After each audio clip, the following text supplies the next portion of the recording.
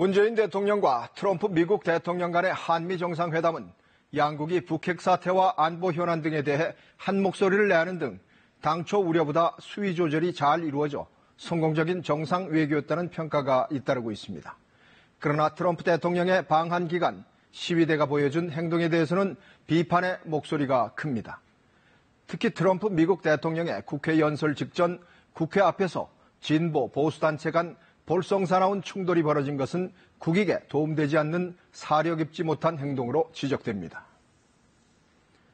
굳건한 한미동맹을 지지하는 트럼프 대통령 환영 집회 참가단체와 사드 배치와 전쟁을 반대하는 반트럼프 집회 참가자들이 거친 욕설을 주고받다 몸싸움을 했고 트럼프 반대 구호가 적힌 팻말과 성조기가 불에 타는 일까지 벌어졌습니다.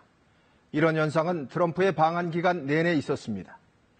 트럼프 대통령이 청와대로 향할 때 노 트럼프 공동행동 회원들이 트럼프 방한 반대한다 등의 구호를 외치며 도로로 진출하려고 하자 경찰이 차벽까지 설치했습니다. 트럼프 대통령이 청와대에서 문재인 대통령과 만찬 후 숙소로 가는 길에는 일부 참가자들이 차량을 향해 물통과 깡통을 던지기까지 했고 역주행으로 급히 경로를 바꾸는 일까지 있었습니다. 50대 진보단체 소속의 남성은 폴리스라인 진입을 막는 경찰관을 폭행했고 60대 보수단체의 한 회원은 집회 중이던 진보단체 회원을 때려 입건됐습니다. 이런 행위는 국빈을 초청해놓고 욕보이는 행위로 국민 정서에 반할 뿐 아니라 결코 국익에 도움이 되지 않고 외교적으로도 큰 결례입니다.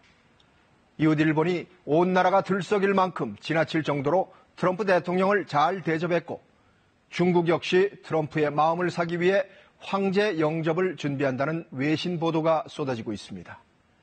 이런 환대는 모두 국익을 위한 것입니다.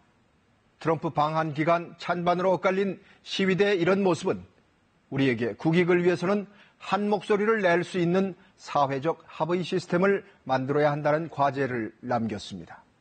뉴스 해설이었습니다.